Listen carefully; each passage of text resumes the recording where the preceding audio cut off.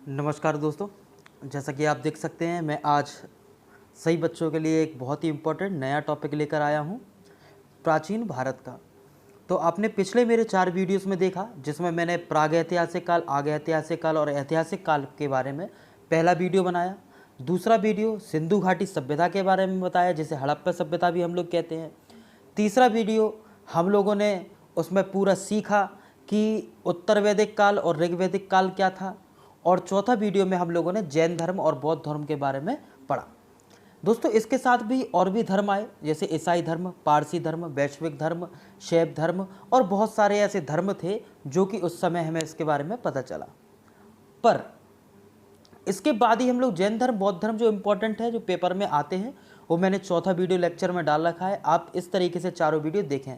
बहुत सारे बच्चों की मांग थी कि सर आप नॉन टेक्निकल के और भी वीडियोस लेके आइएगा, इतिहास के, उन्हें काफ़ी पसंद आए बच्चों को। तो मैंने कहा चलिए आपके लिए मैं और वीडियोस यहाँ पे देता हूँ। तो मैं आज एक नया वीडियो लेकर आया हूँ। जैसे आप देख सकते हैं भारत के यवन राज्य यहाँ पे लिखा है। तो मैं यहाँ पे इसका पूरा मतलब समझाने वाला हूँ और एक एक पॉइंट यहाँ पे डिस्कस करने वाला हूँ। जितने भी बच्चे देख रहे हैं वीडियो को बिना स्किप करें, शुरू से लेकर लास्ट तक देखें और एक एक पॉइंट को अच्छे से समझें। सिर्फ पढ़ने वाले बच्चे ही वीडियो देखें, बाकी इस वीडियो को जरूरी नहीं है, आप देखना चाहें तो देखें, नहीं देखना चाहें तो कोई दिक्कत नहीं, ठीक है।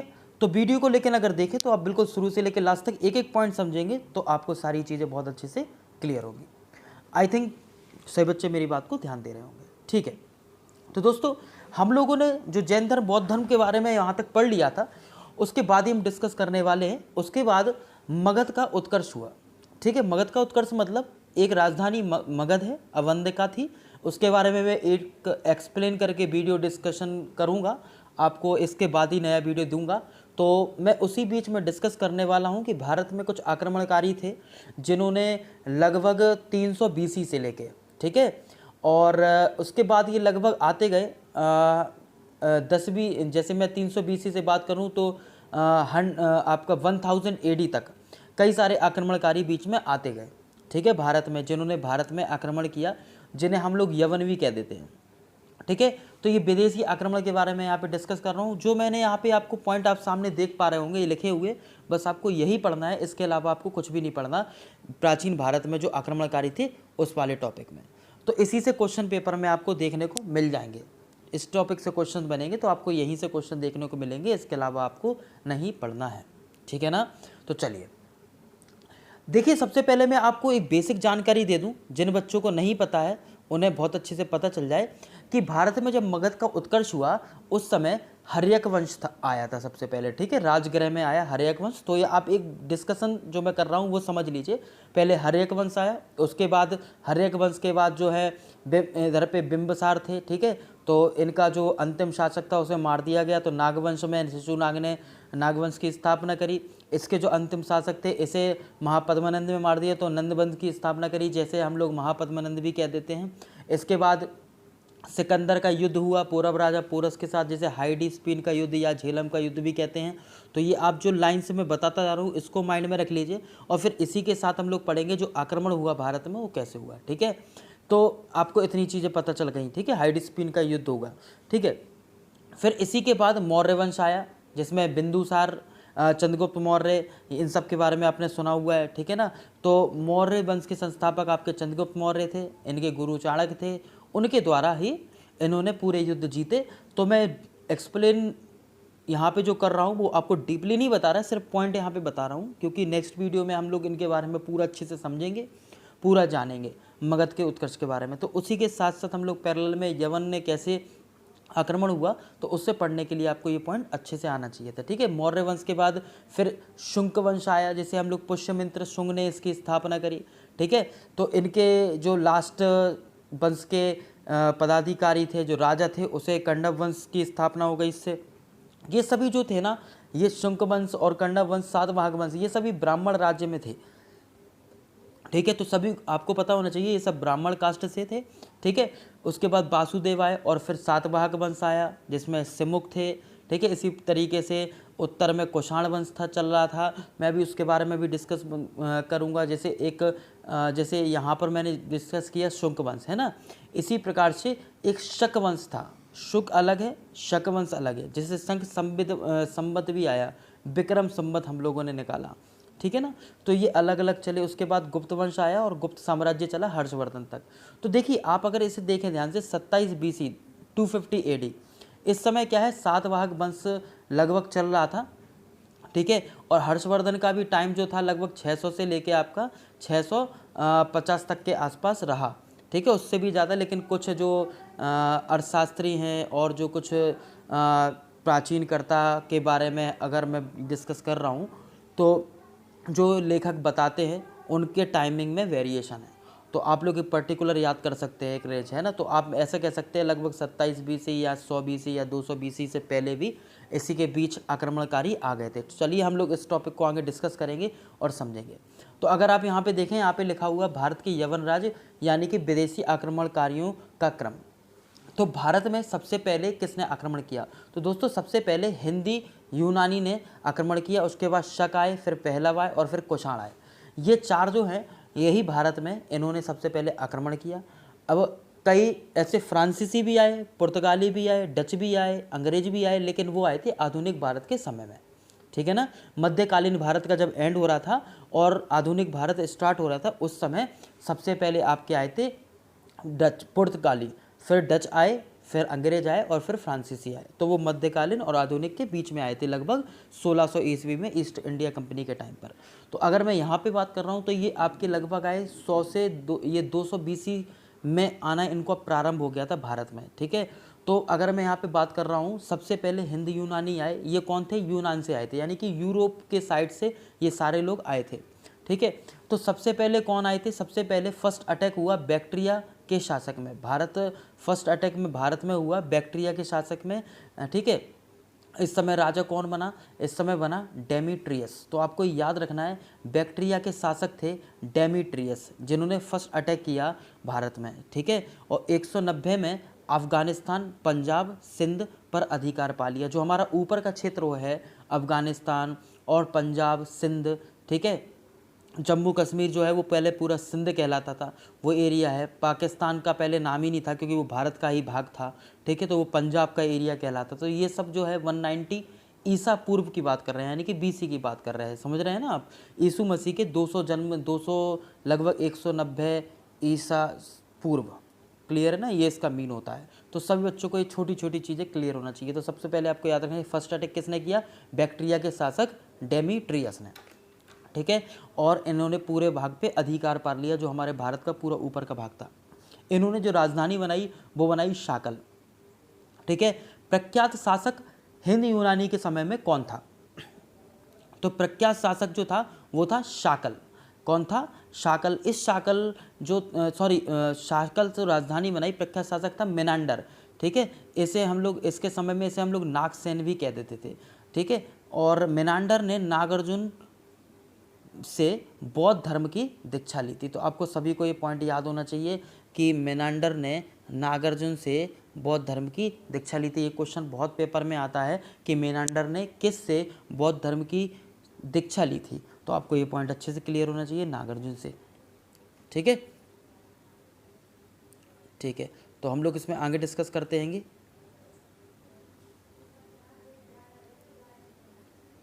हाँ, तो ये देखिए आप लोग बस समझते जाइएगा सारे पॉइंट जो यहाँ पे डिस्कस कर रहा हूँ। इसी समय क्या हुआ कि जब इन्होंने शिक्षा ली तो उत्तर और प्रश्न की बात चली, तो कई सारे प्रश्न पूछे गए। मेनांडर ने प्रश्न पूछे और नागसेन ने उत्तर दिए, ठीक है। तो एक इसका उपनिषद बना हुआ है जिसे हम लोग मिलिंद प्रश्न के नाम से जानते हैं या मिलिंद पन्हु के नाम से जानते हैं। सभी बच्चे इसको याद रखें। मिलिंद पन्हु किसके शासनकाल में था? ये हिंद यूनानी जब भारत में आए थे, यानी कि बैक्ट्रिया के शासनकाल में, जिस समय डेमीट्रियस यहाँ का राजा बन गया था, ठीक है। और इसने ऊपर का जो अफगानिस्तान है, पंजाब, सिंध का एरिया है, वो कवर कर रखा था। भारत में सबसे पहले सोने के सिक्के जारी किए गए, ठीक है। यूनानी ने पर्दे का प्रचलन चलाया है। तो ये क्वेश्चन बन सकता है कि सबसे पहले प्रचलन किसने चलाया? यूनानियों ने चलाया है, ठीक है। तो ये पॉइंट सभी को बहुत अच्छे से क्लियर होना चाहिए ये पॉइंट। चलिए हम लोग अब बात करेंगे नेक्स्ट यहाँ पर कि सबसे पहले जो हिंद यूनानी आए, इसके बाद कौन आए? इसके बाद आए आपके शक। तो शक कौन थे? ठीक है। ये मध्य एशिया के रहने वाले ही थे, ठीक है, जो मेन भारत में एंटर कर गए थे और ये चारागाह की खोज में भारत में आए थे और 58 ईसा पूर्व लगभग इन्होंने शकों को पराजित किया, ठीक है। शकों को पराजित, यहाँ के जो भारतीय एक राजा थे जो कि ये भारत में आए और अपना इन्होंने शासन बनाया, कब्जा कर रखा था कई एरिया में। तो यहाँ के एक प्रभावशाली राजा थे जिन्होंने इनको हरा दिया और इनको हराने के बाद किसको हरा दिया? शकों को हरा दिया। इंडिया में पहले से एक प्रभावी राजा थे 58 ईसा पूर्व में, जब मध्य एशिया से शक आए, फिर बाद में यहाँ के एक स्थानीय राजा ने इन्हें हरा दिया। आप पॉइंट को बहुत अच्छे से समझना, बिल्कुल कंफ्यूज मत होना, ठीक है। फिर इनको एक विक्रमादित्य की उपाधि दे दी गई। अभी तक वर्तमान तक अभी तक कितने लोगों को विक्रमादित्य की उपाधि दे दी गई है? तो ये क्वेश्चन पेपर में पूछा गया है, पीसीएस के पेपर में आया था। तो 14 लोगों को विक्रमादित्य की उपाधि अभी तक दी गई है। विक्रमादित्य मतलब जो हमेशा विजयी प्राप्त करे, ठीक है ना। तो इन्हीं के उपाधि के उपलक्ष्य में 58 ईसा पूर्व जो पहले एक राजा थे जिन्होंने शकों को खदेड़ दिया था, तो विक्रम संवत बना। जो हम लोग कैलेंडर में देखते हैं विक्रम संवत, तो इन्हीं से बना, यानी कि 58 ईसा पूर्व ये स्टार्ट हो गया था। यानी कि आज 2020 चल रहा है, तो अगर आप इसमें 58 ऐड कर दें, ठीक है ना, तो आपको विक्रम संवत प्राप्त हो जाएगा, ठीक है। अब शकों का एक प्रभावी राजा था जिसका नाम क्या था? रुद्रदामन प्रथम। तो रुद्रदामन प्रथम जो था वो शकों का एक प्रभावी राजा था, ठीक है। शक राजा को इस समय क्षत्रप कहते थे। क्या कहते थे? छत्रप कहते थे। और प्रथम शक राजा जो था वो था मो। ये क्वेश्चन कई बार एग्जाम में पूछा गया है कि प्रथम शक राजा कौन था? प्रथम शक राजा मो था। तो आपको सबसे पहले तो ये पता होना चाहिए विक्रम संवत किसके कार्यकाल में स्थापित हुआ था, और 58 ईसा पूर्व में जब शकों ने भारत पर आक्रमण किया था। इस समय भारत का एक प्रभावी राजा था जिन्होंने इनको हरा दिया था। उस प्रभावी राजा को विक्रमादित्य की उपाधि दी गई थी और वहीं से विक्रम संवत स्टार्ट हुआ। सभी को एक क्लियर हो गया होगा, ठीक है। अब हम बात करेंगे पहलव की। पहलव को हम लोग पार्थियाई भी कहते हैं। ये इतना इम्पोर्टेंट नहीं है, लेकिन फिर भी हमें एक जानकारी होना चाहिए। शकों के बाद जो है वो आए पहलव, और इन्हें हम पार्थियाई भी कहते हैं। और इसके पार्थियाई प्रसिद्ध जो राजा थे वो थे गोंडोफर्नेस। कौन थे? वो थे आपके गोंडोफर्नेस, ठीक है। और पार्थियाई का मूल स्थान ईरान बताया जाता है। क्या बताया जाता है? ईरान। ये क्वेश्चन पेपर में पूछ चुका है कि पार्थियाइयों का मूल स्थान क्या था, तो इनका मूल स्थान ईरान था। चलिए, इसके बाद कुषाण आए, ठीक है। ये आपको बहुत अच्छे से क्लियर होना चाहिए कि इसके बाद कौन आए। तो इसके बाद कुषाण आए, और कुषाण राजा को हम लोग देवपुत्र भी कहते थे, ठीक है। इसकी स्टोरी क्या है, इसके पीछे मैं एक जानकारी मैं आपको दे दूं, ठीक है। यहाँ पे मैं कुषाण की बात कर रहा हूँ। तो कुषाण में क्या है? कुषाण एक प्रकार का एक टीम होती थी, 5 लोगों के, 5 गांव में 5 कबीले टाइप के बने हुए थे। उनमें से एक मुख्य था कुषाण, ठीक है। इन पूरे जो कबीले बने हुए थे ये 5 लोगों के, यानी कि 5 ग्रुप डिवाइडेड थे। इनको हम लोग यूची या तोखरी कहते थे। क्या कहते थे? यूची या तोखरी। उस समय की बात बता रहा हूँ, पहलव के बाद की बात, ठीक है। इसको आप याद रखेंगे। पहलव के बाद यूची और तोखरी करके एक 5-5 के ग्रुप बने हुए होते थे। ऐसे कई सारे 5 से ज़्यादा भी ग्रुप बन जाते थे। और ये जो कबीले टाइप के बनते थे छोटे छोटे, इनको हम लोग यूची या तोखरी कहते थे। इसमें मुख्य थे कुछ कुषाण, ठीक है। जैसे मान लीजिए आपके क्षेत्र में अलग अलग समुदाय के लोग रहते हैं, तो उनमें से एक समुदाय कुषाण था।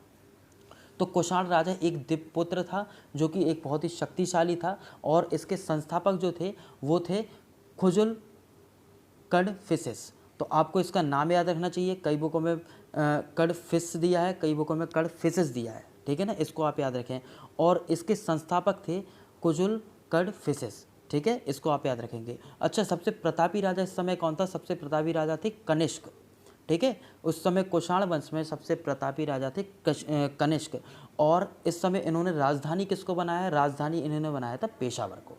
तो आपको ये बहुत अच्छे से याद होना चाहिए कि इस समय किस समय कुषाण जब वंश था, जो कि हिंद यूनानी, फिर शक आए, फिर पहलव आए, फिर कुषाण आए। और कुषाण का सबसे प्रभावी राजा था कनिष्क, और कनिष्क ने राजधानी बनाई पेशावर को, और द्वितीय राजधानी बनाई मथुरा को। ये क्वेश्चन बहुत आता है कि कनिष्क के कार्यकाल में द्वितीय राजधानी कौन सी थी? मथुरा। पहली राजधानी पेशावर, जो कि आज पाकिस्तान में है, ठीक है। और 58 ईस्वी में, ठीक है, संवत चलाया गया, जिसे हम लोग क्या कहते हैं? आज शक संवत के नाम से जानते हैं। और भारत सरकार आज इसे यूज़ करती है। आप अगर कैलेंडर वगैरह देखेंगे तो आप उसमें देखेंगे कि शक संवत उसमें दिया होता है, ठीक है ना। तो शक संवत जो है तो इधर ही से स्टार्ट हुआ, ठीक है। तो कनिष्क ने 78 ईस्वी में एक शक संवत की स्थापना की, ठीक है ना। तो आप इसको याद रखेंगे। भारत सरकार कौन सा कैलेंडर मानती है? शक संवत का।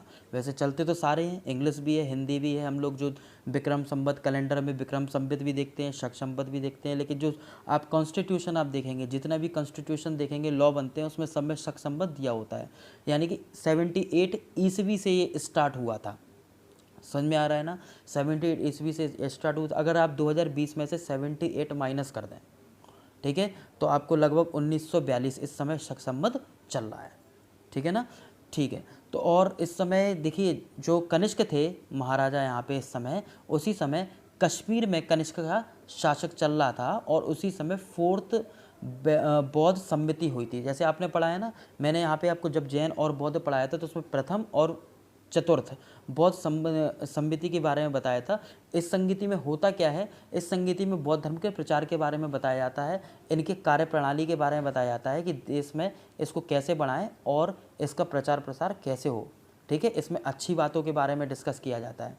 तो 4th आपकी बौद्ध संगति कुंडलग्राम में हुई और कश्मीर कनिष्क के शासनकाल में हुई, ठीक है।